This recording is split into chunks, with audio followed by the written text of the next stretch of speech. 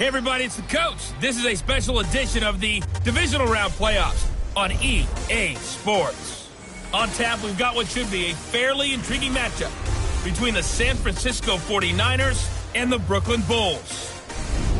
I'll talk to you again at halftime, but for the call of this one, let's send it out to our EA Sports broadcast team. It's Brandon Godden and Charles Davis. All right, thanks, Coach. EA Sports coverage of the National Football League is on the air. Coming up, an important divisional round matchup in the NFC between the San Francisco 49ers and the Brooklyn Bulls. With Charles Davis, as always, I'm Brandon Gaudin. And Charles, you talk about storylines in this one. I think it begins and ends with our two quarterbacks.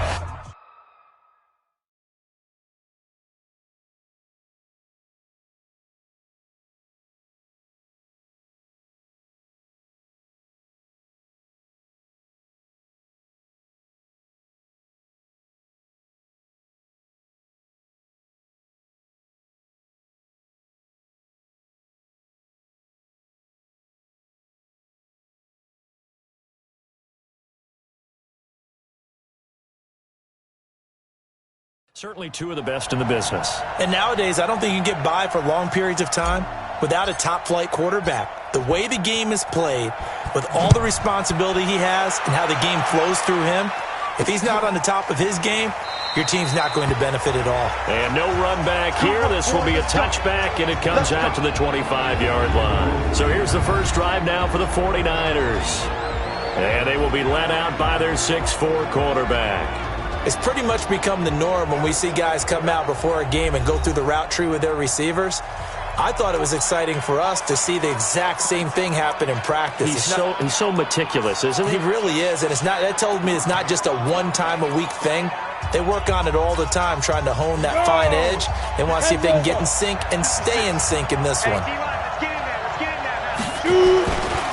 Now the first carry for Ezekiel Elliott. And an alley to run. And they get him down, but not before he takes it across the 40-yard line. It'll go as a first down for San Francisco on a pickup of 16. Well, one unit I know you want to watch is that offensive line. If they keep clearing holes like that, it could be a long night defensively. No doubt about it, because when they are in sync, as we're seeing so far, when that continuity is there and you can see that they're playing off of each other while controlling the defensive front linebackers, you're exactly right. It could be a very long night for the defense because someone's going to run for some big yardage.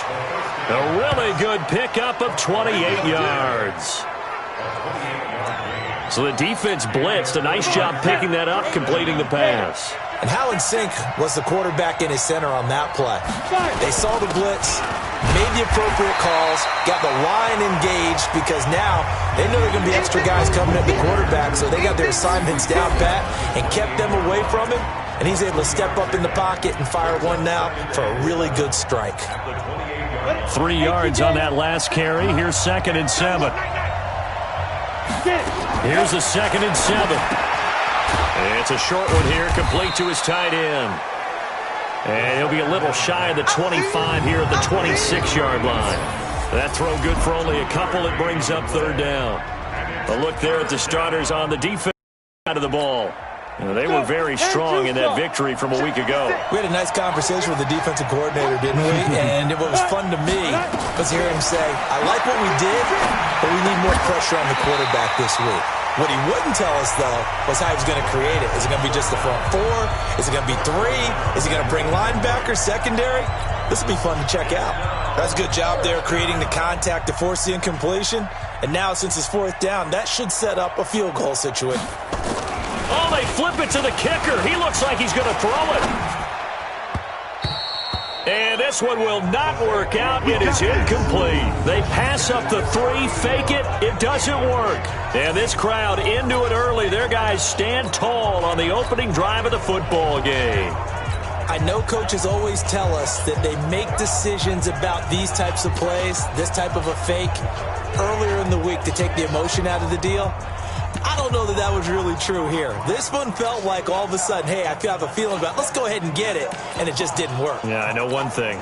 They wish they had it back. Yeah, they certainly do, but the buck stops with the head coach on that one. He has to green light that attempt. On 1st and 10, Fields nowhere to escape, and he goes down. Dexter Lawrence.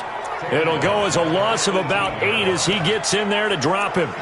That's called setting the tone right away. It certainly is, and it lets you know just how important communication is amongst the offensive line. They talk about it all the time, knowing each other's moves. You've got to be coordinated and in sync. Otherwise, your quarterback gets hit. So that complicates things a bit here. 18 yards to go now on 2nd down.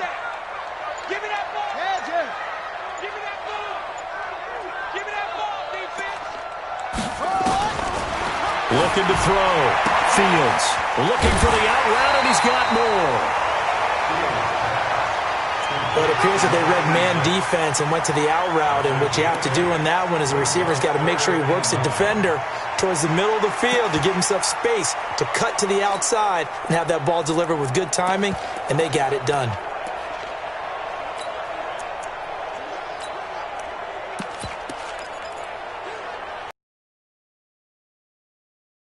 An extra DB for the 49ers now on 3rd.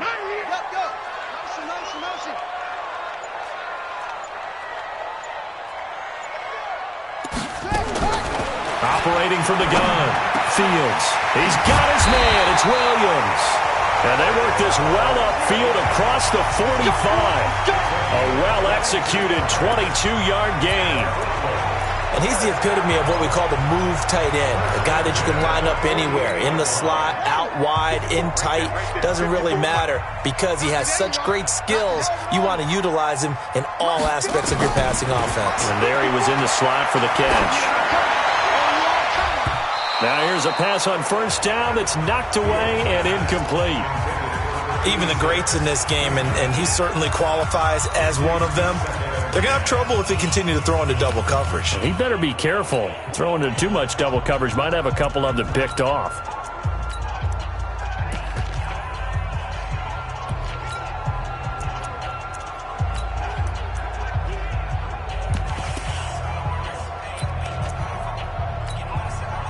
After the incomplete pass, here now is 2nd and 10.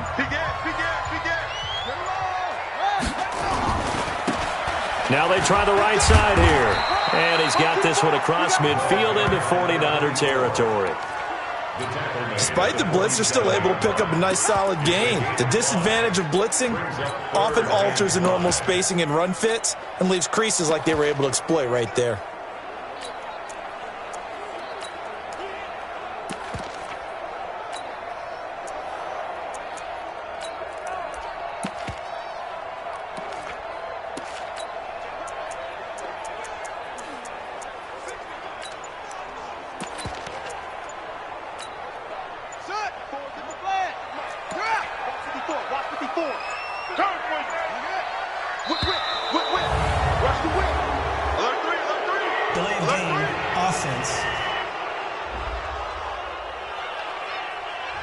He didn't seem in a rush. I guess they just didn't know where the play clock was. I think you're right about that because there was no hurried movements there, right? No up-tempo at all.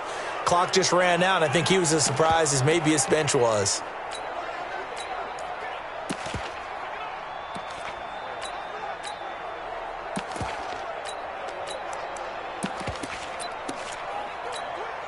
Delay of game penalty. Ships him back 5 yards, makes it 3rd and 10.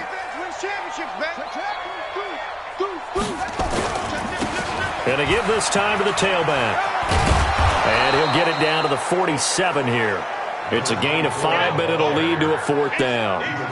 Frustrating for a defense, energizing for an offense. Finding a way to create that type of yardage in your running game, that'll make the guys carrying the ball very, very happy. And no move to get the offense off the field. They're going on 4th and 5. Right there, 54, right there, 54, Mike. We don't want this. Mike's 54. On 4th down, Fields. And that is going to be incomplete.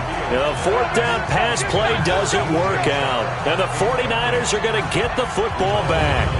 And he'll have a tough time living that one down. It's one thing, Charles, to drop a pass. It's quite another to drop it on 4th down. And so many teams work on that in terms of locking in on those key downs. I've seen, you and I both been to practices where we've seen, hey, third down situation, big third down alert, lock in here, fourth down play, make sure you focus just a little bit extra. It didn't pay off in that situation.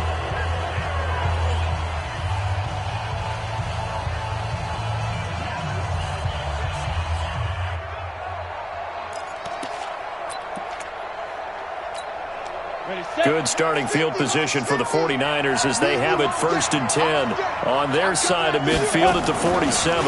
They start on the ground with Elliott. And he'll be brought down somewhat awkwardly here, and a late flag as well. I think this one's going to be a face mask.